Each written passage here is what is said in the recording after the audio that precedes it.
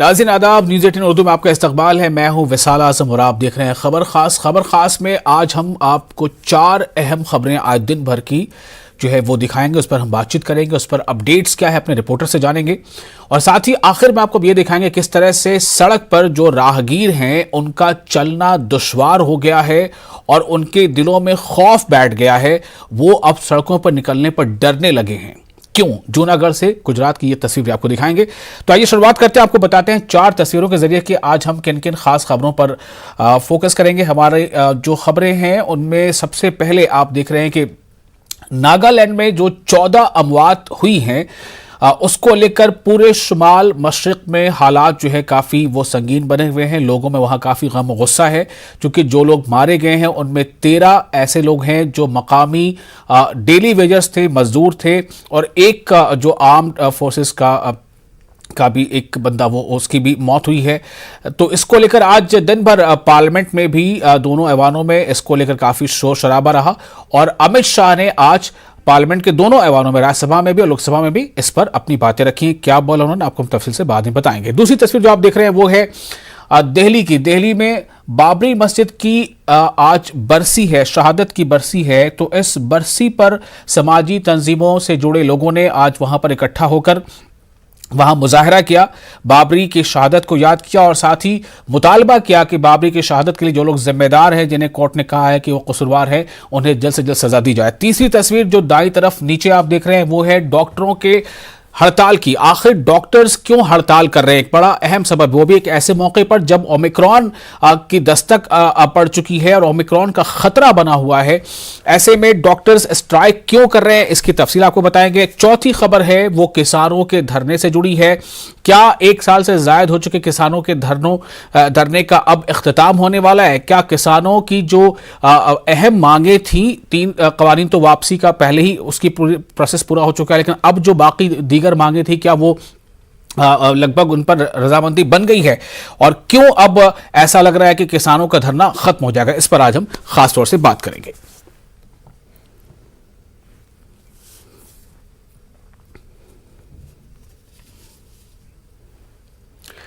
तो सबसे पहले आपको आज हम ये बता दें बाबरी मस्जिद के हवाले से। बाबरी मस्जिद की शहादत की आज बरसी है और बाबरी मस्जिद शहादत की बरसी पर दिल्ली में समाजी तंजीमों ने पार्लियामेंट स्ट्रीट पर एहतजाज किया, जिसमें बड़ी तादाद में लोगों ने शिरकत की और बाबरी मस्जिद इन्हदाम के मुजरिमों को सजा देने का मुतालबा किया। मुजाहिरीन ने मुतालबा किया कि बाबरी मस्जिद को गिराकर मुल्क के माथे पर स्याह धब्बा लगा दिया गया है, इसे खत्म किया जाए और इन्हदाम के कसूरवारों को सजा दी जाए।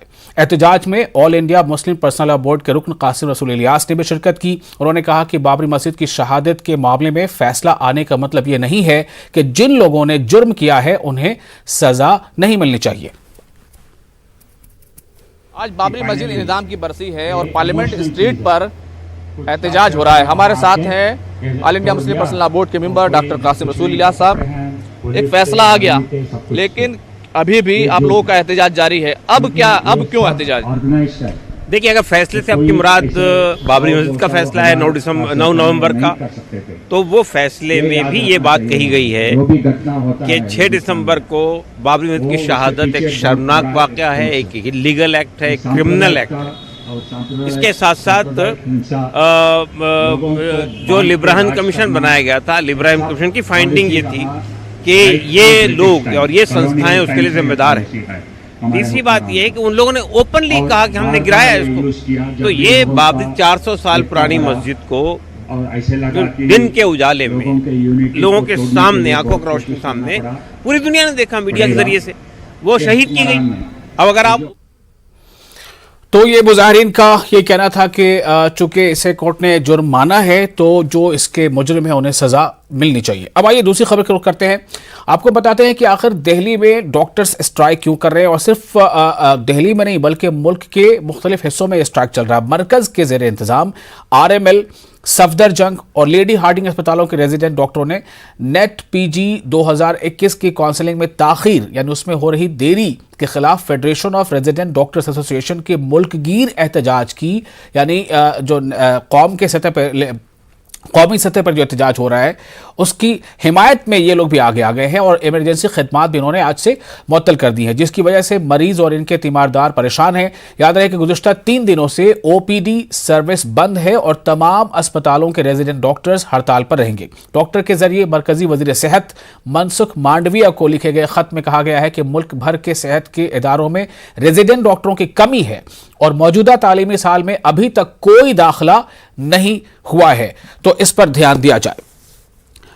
इस बारे में मजीद जानकारी आरएमएल अस्पताल में और यहाँ पर दिल्ली के सभी अस्पतालों में रेजिडेंट डॉक्टर जो है वो हड़ताल पर है। आप देख सकते हैं कि आज दिल्ली के अस्पतालों में इमरजेंसी सर्विस जो है वो भी बंद कर दी गई है। हम प्रशासन को बहुत टाइम से कहना चाह रहे हैं कि जब तक जूनियर डॉक्टर्स नहीं आएंगे तब तक जो नए डॉक्टर्स की भर्ती है वो नहीं हो पाएगी। तो सिर्फ इमरजेंसी सेवाएं भी आज आप लोगों ने बंद कर दी है।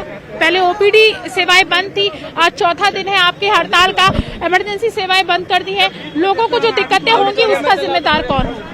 मैम, इसका जिम्मेदारी तो सरकार को लेनी पड़ेगी। हमने हमेशा जो भी अपना नोटिस जारी किया है, फोर्डा ने जारी किया है या आरडीए ने जारी किया है, उसने हमेशा यही बोला। इंटीमेशन जब हमने दिया तभी हमने कहा कि हम अपना प्रोसेस आगे हम एस्केलेट करेंगे अगर आप हमारी मांगों को नहीं सुनेंगे, पर फिर भी सरकार सोती रही। तो इसकी जिम्मेदारी तो मैम सरकार को ही लेनी पड़ेगी।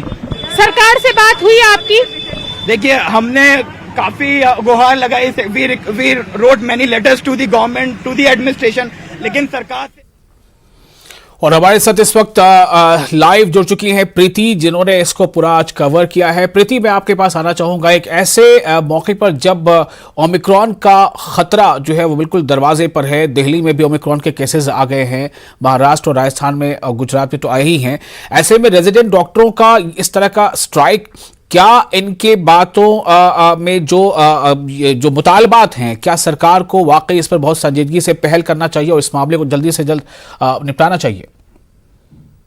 बिल्कुल, आप बिल्कुल ठीक कह रहे हैं कि क्योंकि जिस तरीके से डॉक्टर्स जो हैं वो पिछले 4 दिनों से हड़ताल पर हैं। दिल्ली के सभी अस्पतालों में स्ट्राइक पे डॉक्टर चले गए हैं और जो सबसे ज्यादा चौंकाने वाली बात है और जो सबसे ज्यादा गंभीर लेने वाली बात है गंभीरता से, वो ये है कि अभी 3 दिन तक जो डॉक्टर्स थे, जो रेजिडेंट डॉक्टर थे, वो उन्होंने ओपीडी सेवा बंद कर रखी थी, लेकिन आज से उन्होंने अस्पतालों की इमरजेंसी जो सेवा है उसको भी पूरी तरीके से ठप कर दिया गया है।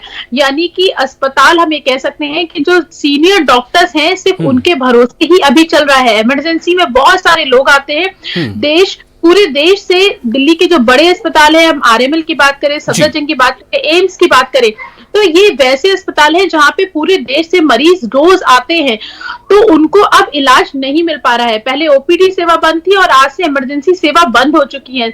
सरकार दावा कर रही है कि वो डॉक्टर से बात करी है और जल्दी इसका हल निकालने की कोशिश की जा रही है, लेकिन ऐसा कुछ लगता नहीं है, क्योंकि आज भी जब आरएमएल अस्पताल में हड़ताल हुई उसके बाद में जो डॉक्टर्स थे उन्होंने स्वास्थ्य मंत्री से मिलने की कोशिश की, तो स्वास्थ्य मंत्री खुद आरएमएल अस्पताल पहुंचे और उन्होंने इमरजेंसी का दौरा किया। वो जानने की कोशिश कर रहे थे कि मरीजों को किस तरीके की दिक्कतें हो रही है और किस तरीके से व्यवस्था को सुचारू रूप से चलाया जा सके।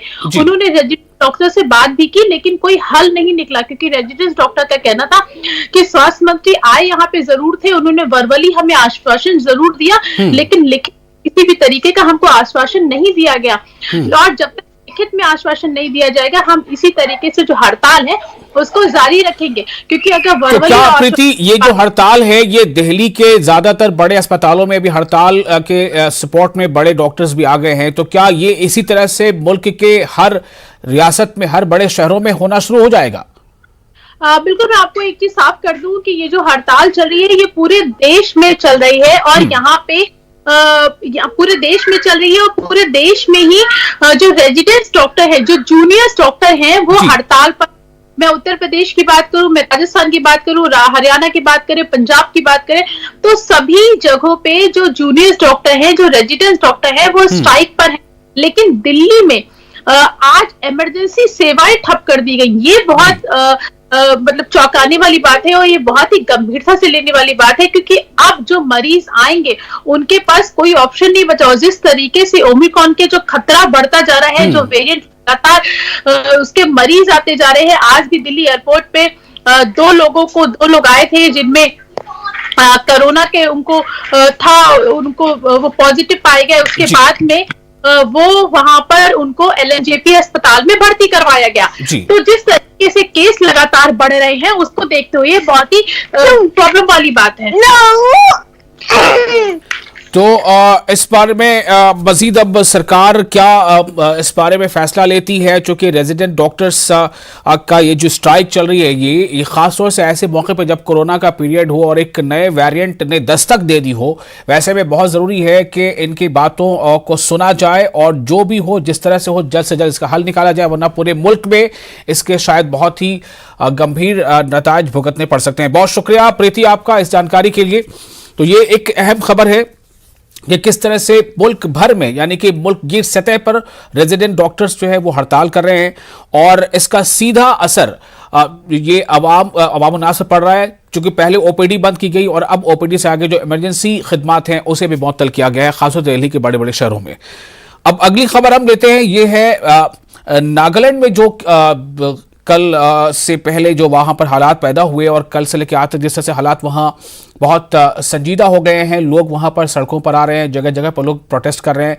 नागालैंड में जिस तरह से फायरिंग का वाक़या पेश आया और फायरिंग के बाद जो कुल अब तादाद अब तक सामने आई उसमें 14 लोगों की हलाकत हुई है, जिनमें एक आर्म फोर्सेस से जुड़ा एक एहलकार भी शामिल है और ज़्यादातर जो फिर अमवात हुई हैं वो तमाम वहाँ के मकामी जो कोयले के कान में काम करने वाले, माइन में काम करने मजदूर हैं, उनकी हुई है। इसको लेकर आज लोकसभा में भी राज्यसभा में भी आवाज़ें उठी हैं और इस पर सरकार का रुख क्या है, सरकार से इस पर सवाल किया गया और उसके बाद आज ही सदन में यानी ऐवान में दोनों लोकसभा में भी और राज्यसभा में भी इस पर अमित शाह ने जवाब दिया है। अमित शाह ने जो खास बात कही वो ये कही है कि एक एसआईटी की तश्कील दे दी गई है और 1 महीने के अंदर उसकी रिपोर्ट आ जाएगी। साथ ही इसमें इस बात को दोहराया गया है कि जो ये हलाकतें हुई हैं वो एक हिफाजत, एक खुद की हिफाजत की कोशिश में और एक गलत फहमी का ये नतीजा था जो ये सामने आया है।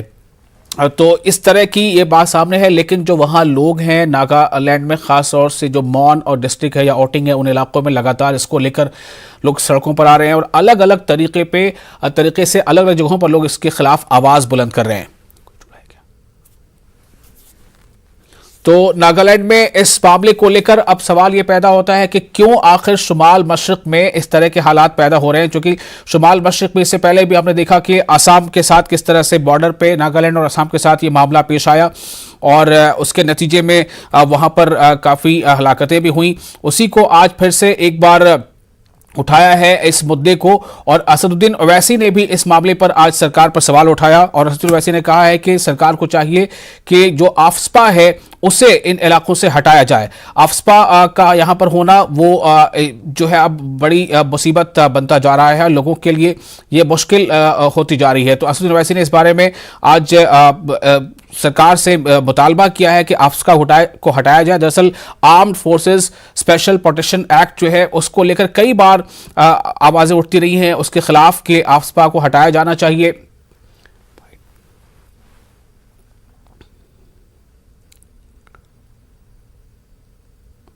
और हम फिर से इस खबर पर वापस आएंगे, फिलहाल आपको हम रुख करते हैं दूसरी खबर की तरफ ले चलते हैं। आज एक और अहम खबर है, वो है किसानों के तहरीक से जुड़ी। क्या किसानों की तहरीक के ख़त्म होने का वक्त करीब आ गया है? क्या किसान अब जो दिल्ली के अलग अलग बॉर्डर पे किसान जमा हैं, चाहे वो गाजीपुर बॉर्डर हो या सिंघू बॉर्डर हो, क्या वहाँ से किसान अब घरों को वापस लौट आएंगे? क्योंकि ज़राए के हवाले से ऐसी खबरें आ रही हैं कि जो 5 लोगों की कमेटी एक तश्कील दी गई थी उससे बातचीत चल रही है। हालांकि उसकी बहुत ज़्यादा मीडिया में उसको लेकर बहुत ज़्यादा रिपोर्टिंग नहीं है, लेकिन ज़राए के हवाले से खबरें मिल रही हैं कि बहुत सारी ऐसी मांगों पर जो 3 ज़र कानून के बाद की मांगे थे उनमें बहुत सारी बातों पर रजामंदी हो चुकी है। इस बारे में मजीद जानकारी लेते हैं, हमारे साथ रोहित सिंह जुड़ चुके हैं, हमारे नुमाइंदे मजीद जानकारी के साथ। रोहित, क्या इस वक्त हालात है वहां बॉर्डर पर? आप किस बॉर्डर पर हैं, आपके साथ कौन लोग हैं और क्या अब ये जो आंदोलन है वो खत्म हो सकता है जल्द ही?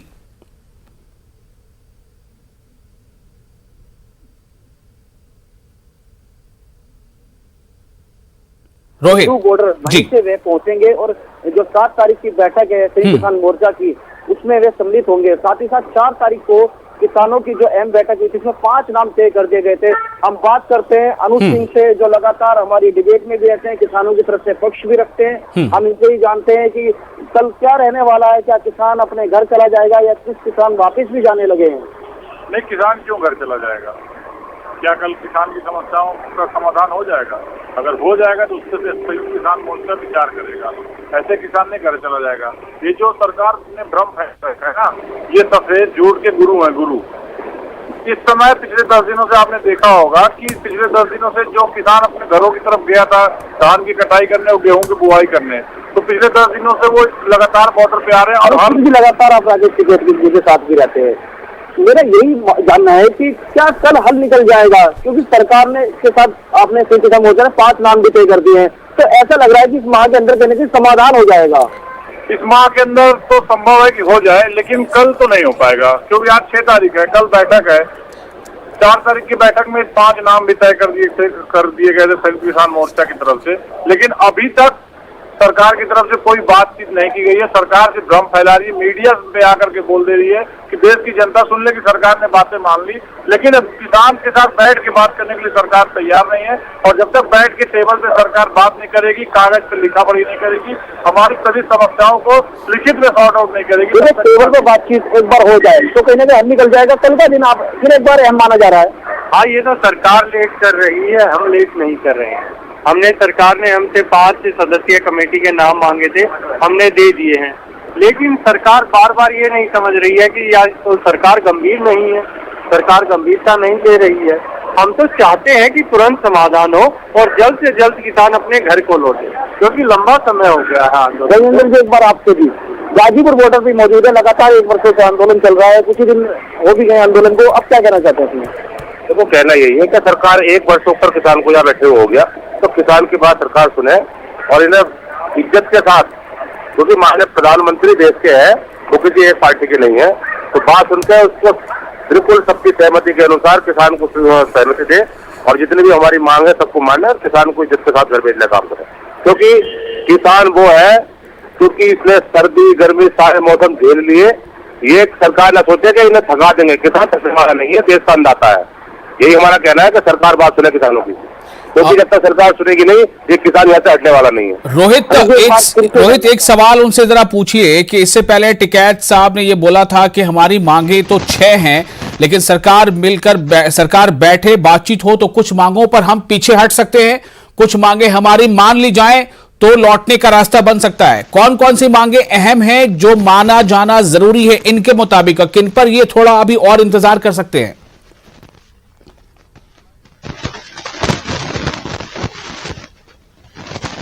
रोहित, ये जो लगातार बातचीत चल रही है कि एमएसपी की मांग अधिकतर रखी जा रही है किसानों की तरफ से, और वहीं जो मुकदमे राज्य सरकारों की तरफ से जो मुकदमे लगातार जो मुकदमे उन पर लगे हैं किसानों पर, उनको लेकर भी बातचीत की जाए। तो राकेश टिकैत जी से जब बात की जाती है तो लगातार वे इस विषयों पर ही बात को रखते हैं। और फिर किसान मोर्चा की बैठक में भी यही बात रखी गई थी। हरियाणा के किसानों के साथ जो सरकार की बातचीत थी वह भी विफल हुई थी।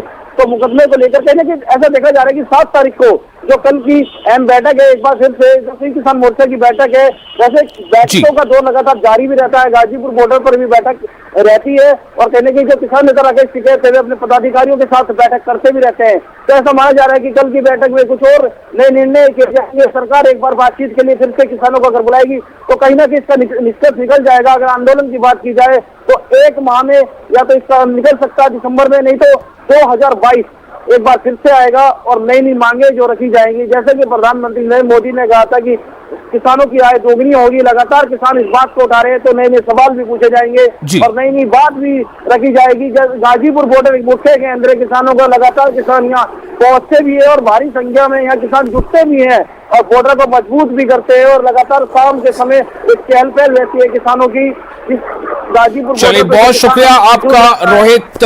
तो इशारा साफ है कि किसान तंजीमों से जुड़े कई धड़े ऐसे हैं जो आप चाहते हैं कि घर लौट लौटा जाए, लेकिन क्या जो 5 रुकनी जो कमेटी तश्कील दी गई है उससे होने वाली बातचीत में कम से कम वो अहम मुद्दे जो एमएसपी को लेकर है या जो किसानों की मौत, जो आंदोलन के दौरान जो किसानों की मौत हुई उसके मुआवजे को लेकर है, क्या उस पर बात वाकई बन जाएगी? जराए से जो खबरें मिल रही है उसके मुताबिक खबर यही है कि बात अनकरीब बनने वाली है। अब मैं फिर से आपको रुख लिए चलता हूँ नागालैंड की खबरों की तरफ। नागालैंड में जैसा मैंने आपको बताया कि 14 लोगों की जो मौत हुई है, जिनमें 13 जो वहाँ के मकामी मजदूर हैं वो शामिल हैं और एक आर्म्ड फोर्सेस का एक एहलकार है। तो इन 14 की मौत के बाद पूरे शुमाल मशरिक में हालात काफ़ी कशीदा हैं और पार्लियामेंट का सेशन चल रहा है, विंटर सेशन। इसमें बहुत ज़्यादा जो अपोजिशन जमातें हैं उन्होंने इसको लेकर जो है सवाल खड़े किए थे, सरकार को घेरा आज पार्लियामेंट में। और अमित शाह ने जो वज़ीर दाखिला उन्होंने आज ये बताया पार्लियामेंट के अंदर के एसआईटी तश्कील दी गई है जो 1 महीने के अंदर रिपोर्ट देगी। हम इस मामले पर सीधे जुड़ते हैं अपने नुमाइंदे जो इस वक्त हमारे साथ जुड़ रहे हैं नागालैंड से, हानसिंग कोवर। हानसिंग, मैं आपसे ये जानना चाहूंगा कि इस वक्त नागालैंड में जो फायरिंग का वाकया पेश आया उसके बाद अभी वहां क्या हालात हैं, क्या स्थिति है?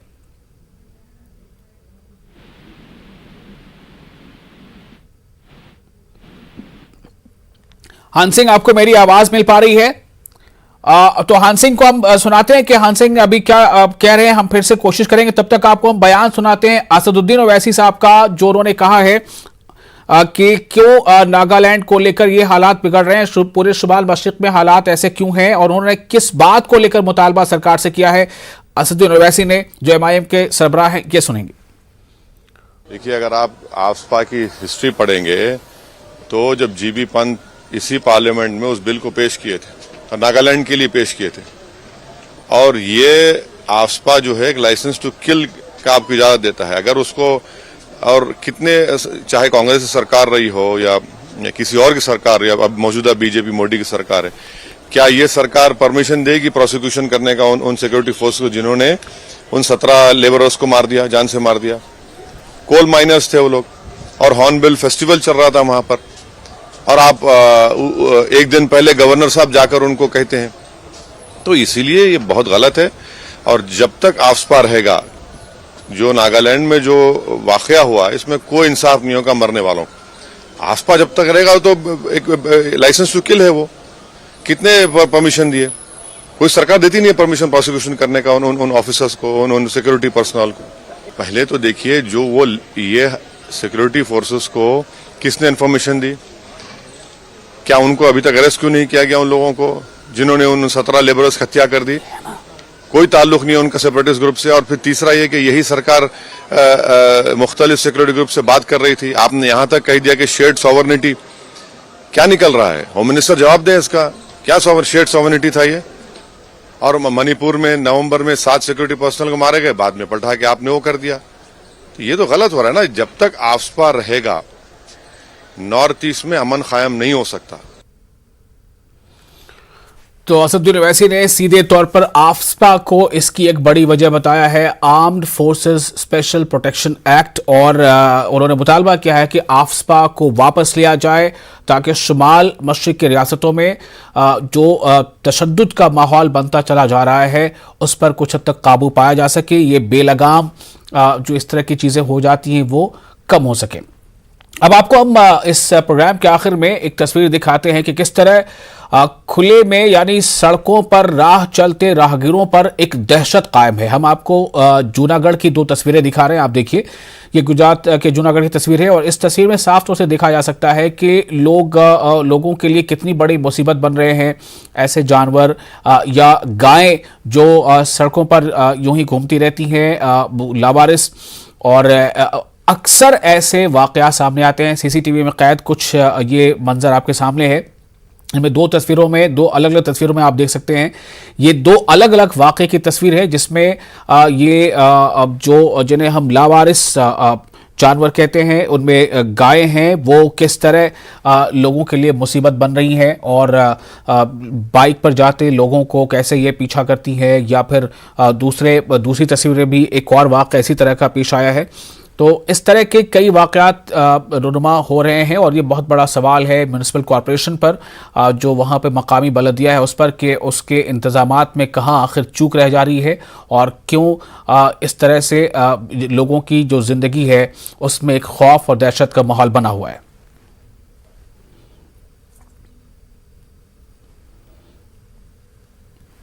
तो नाज़रीन, फिलहाल खास बात में इतना ही। आप बने रहें न्यूज़ 18 उर्दू के साथ। मुझे दीजिए इजाज़त।